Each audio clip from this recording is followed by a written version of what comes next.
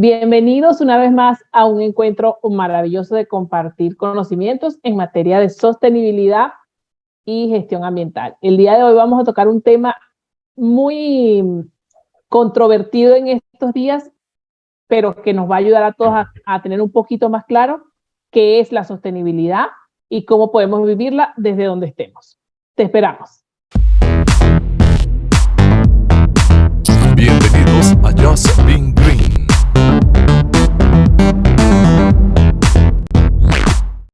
Sí, Carolina, hoy vamos a hablar de algunos mitos, de algunas leyendas o misterios que hay por ahí con respecto a la sostenibilidad y la sustentabilidad. Carolina, ¿qué es la sostenibilidad? La sostenibilidad es una filosofía de vida o una disciplina que busca básicamente establecer procesos que nos permitan desarrollarnos en esta generación sin comprometer las generaciones que vienen, desde el punto de vista del consumo de recursos y de generación o impacto sobre el medio ambiente con la generación de desechos u otra naturaleza de impacto, ¿no? Cultural, económico, social. Es ese equilibrio del hoy sin olvidarnos del mañana. Sí, porque Carolina, parece que el ser humano llegó a dominar todo y apoderarse de todos los recursos, ¿no? No es uno más como son la fauna, como la flora, como no son otros recursos no vivos, pero que están presentes. El hombre llegó, fue el último de esa manada, fue el último que llegó, pero fue el que con su capacidad de aprender, de desarrollarse, de crecer, se apoderó de los recursos y comenzó a explotarlo y comenzó a decir, esto es mío, esto lo uso para aquello, y los residuos, bueno, ya veremos qué hacemos con ellos. En algún momento, quizás hace muchos años, era diferente la situación, cuando no había tantos millones, cuando no éramos 6.000 millones de habitantes sobre el planeta, pero crecimos mucho y ahora esto se hizo insostenible y tenemos que cambiar nuestra forma de actuar, de pensar. Así es, y en esa búsqueda de sostenibilidad siempre se surge la pregunta, ¿es sostenibilidad o es sustentabilidad? ¿Hay una diferencia? ¿Son lo mismo? ¿Qué es? Entonces es importante que tengamos claro que realmente el término en castellano o en español es sostenibilidad. Digamos que la sustentabilidad es una mala traducción del inglés de sustainable a sustentable, pero básicamente como principio es lo mismo, es garantizar que nuestras actividades actuales, como tú bien lo dices, donde el hombre tiene que entender, internalizar y practicar que si no preservamos los recursos de ahora, las generaciones futuras no van, y ni tan futuras, es una generación muy cercana, no van a tener la capacidad de poder disfrutar de todo lo que nosotros disfrutamos ahora. De hecho, nosotros lo vivimos hoy. Como tú bien lo dices, cuando éramos mucho menos millones de habitantes, había mucha más riqueza natural, riqueza en recursos naturales, en agua, en espacios, de lo que tenemos hoy debido al mal uso que hemos realizado. ¿Por qué? Porque, como tú bien lo dijiste, al ser el ser superior dentro de la cadena trófica, realmente lo que pasa es que creemos que todos esos recursos que nos ofrece la naturaleza son infinitos y no son infinitos. Todo recurso es finito, así sea eh, que se regenere el sistema, así sea el agua, que siempre va a haber agua si la protegemos y la cuidamos, o el viento, o los minerales, todos o la tierra, todos los recursos que existen sobre el planeta son finitos y deberíamos entenderlos del principio humano de la vida. O sea, todos tenemos un tiempo que vamos a estar aquí y somos capaces de aportar algo en ese proceso. Lo importante es que cuando nos vayamos de aquí, dejemos espacio para el otro. Y entonces ahí el secreto de la sostenibilidad, entender que no es a nuestro tiempo, es para todo el tiempo que el planeta dure. Posiblemente, Carolina, ese sea el problema, que como nuestra permanencia acá es tan corta, no me importa lo que vivan los demás. Y si bien es cierto, hay una descendencia nuestra, no vamos a sentir ni vamos a vivir sus padecimientos. Es como que, bueno, allá ellos que se la arreglen. Pero la naturaleza tiene una cantidad de recursos que nosotros hemos usado y están ahí para usarlos, para mantenernos como especie, pero sin romper los equilibrios. El problema está ahí, Carolina, cuando hemos superado esa capacidad de la naturaleza para reponerse. Y en algunos casos hemos llegado a generar tanto daño al entorno que hemos extinguido especies vegetales y especies animales, porque la hemos usado como alimento o hemos usado sus pieles o la hemos usado como un trofeo para exhibirlo. Sea cual sea la razón, sobrepasamos la capacidad de regeneración de la naturaleza y hay evidencia, el tigre de Tasmania no fue un animal que se extinguió hace millones de años como los dinosaurios, hace menos de 100 años que el ser humano lo extinguió.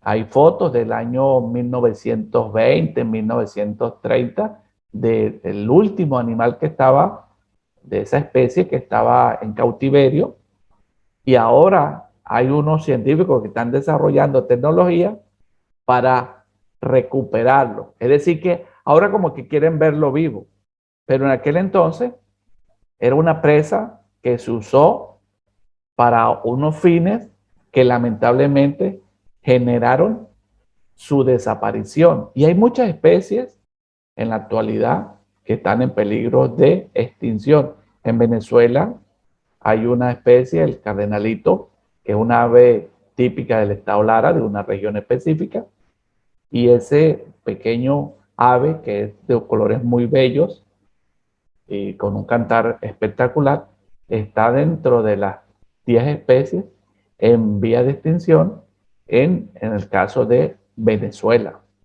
Y esa realidad se replica en muchísimas partes del mundo y en todos los ecosistemas, a nivel marino, a nivel terrestre, sean aves, rastreros, reptiles, en todas las especies, en todos los ecosistemas lo hemos visto y desafortunadamente no terminamos de entender es que todas esas especies tienen un rol dentro de nuestra cadena.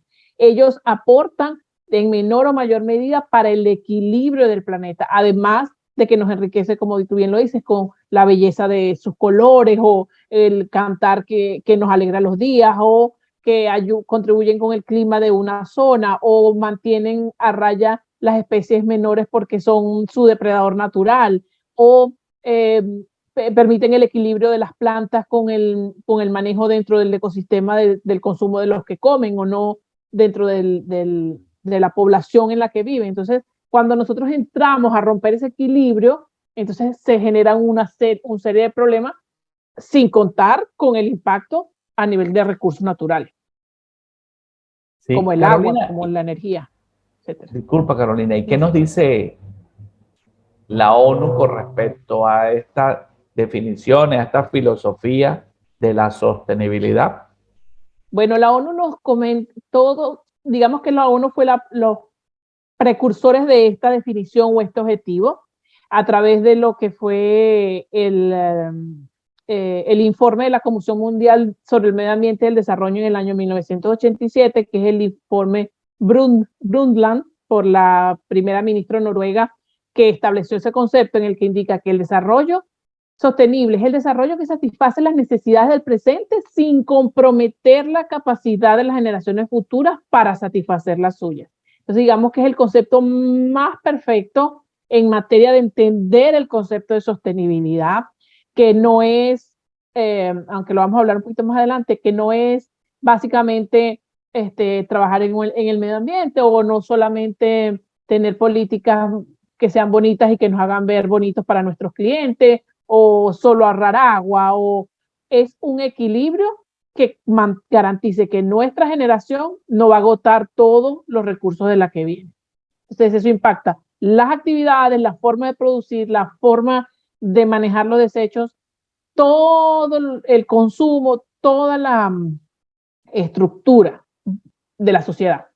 A eso se refiere la sostenibilidad. Sí, ese estudio, para recordar a nuestra audiencia, de ese estudio que mencionaste de la primer ministro, no fue un antojo de ella.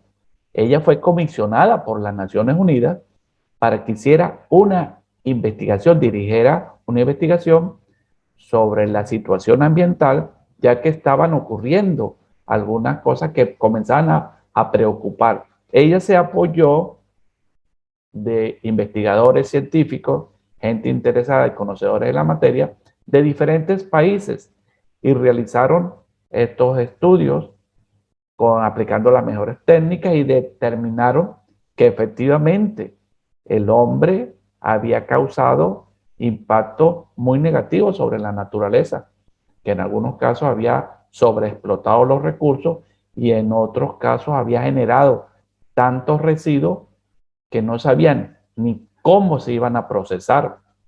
En algunos, muchos años después de ese informe, todavía no hay cómo neutralizar o controlar esos residuos y se mantienen en lugares confinados hasta que se descubra que se va a hacer. Y como bien tú lo dices, pues nace ese concepto que ahora es una filosofía de vida internacionalmente aplicada y reconocida. Y todos los países formamos parte de una alianza estratégica que quiere garantizar que las generaciones futuras puedan usar los recursos tal como nosotros lo hacemos actualmente o con mejor calidad y en mayor cantidad. Así es, y de esa alianza nace lo que es la Agenda 2030, que fue desarrollada, bueno, tiene un proceso histórico que más adelante en otros episodios le comentaremos, pero que básicamente en el 2015 se decidió establecer que la Agenda 2030 para el desarrollo sostenible, con el desarrollo de 17 objetivos que en teoría deberían ser cumplidos para el año 2030 por todas las naciones que se apegan a la organización, en este caso no solo esas naciones, debería ser el mundo entero, y que busca garantizar los tres pilares que forman parte de la sostenibilidad, que son el pilar económico, el pilar ambiental y el pilar social. Estos 17 objetivos básicamente buscan conciliar el crecimiento económico, con el equilibrio medioambiental, el progreso social y garantizar que todas las personas tengan las mismas oportunidades y que puedan llevar la mejor calidad de vida posible sin comprometer el planeta. Sí, ataca muchísimo frente, definitivamente, porque mientras más conocedores sea la globalidad del planeta, todos los habitantes del planeta, somos más propensos a generar ideas y soluciones. Algunas veces las soluciones están en el conocimiento de pueblos autóctonos que a lo largo de la historia han vivido en conexión con la naturaleza y la entienden de una manera muy diferente a las nuevas generaciones que hemos crecido en el cemento, ¿no? Con tecnología y con muchas otras cosas que nos ha distanciado de ese contacto con la naturaleza. Tenemos que volver a nuestras raíces. Globalmente todos debemos estar involucrados en esto y el liderazgo lo deben tener obviamente las alianzas que existen entre cada país y esas conexiones con las diferentes organizaciones. En este caso, como bien lo nombraste, con la Agenda 2030, con todos los objetivos y todas las metas y programas que ellos pretenden que se realicen. Pero no todos estamos alineados, no todos estamos con el mismo interés. Cuando hablo de no todos, estamos hablando de los países. La academia tiene una participación muy importante, los gobiernos nacionales y regionales, la industria. la comunidad organizada, la ONG, todos estamos involucrados con esto y formamos parte de esa globalización que tiende a generar cambios importantes en la sociedad para hacer un mundo obviamente más ambientalmente compatible y más sano, más cuidado.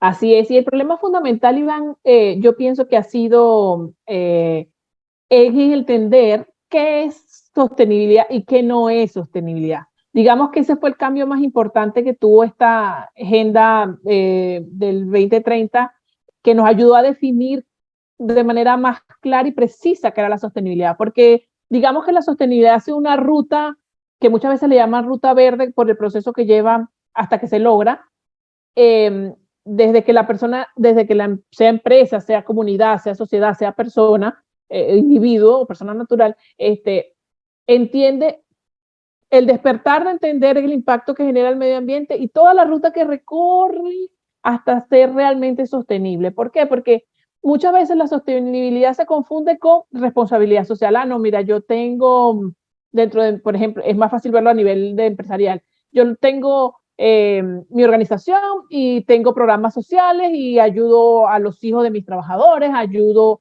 a mis trabajadores como tal, desarrollo programas de filantropía, entonces yo tengo, cuando hago mi ejercicio económico, veo mis utilidades y establezco un presupuesto para ayudar y donar a otros, que no está mal, que es maravilloso que lo hagan y ha hecho cosas maravillosas por las comunidades que lo necesitan y el planeta incluyéndolo.